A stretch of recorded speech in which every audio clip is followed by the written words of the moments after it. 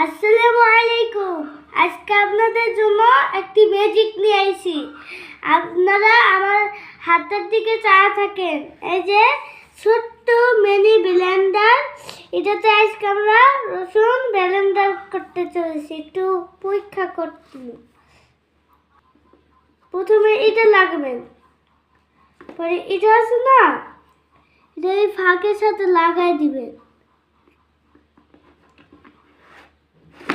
পরে একটু গোল করলেই হয়ে যায়। বসে এটা আছে, এটা টিপ দিলে কি হয়।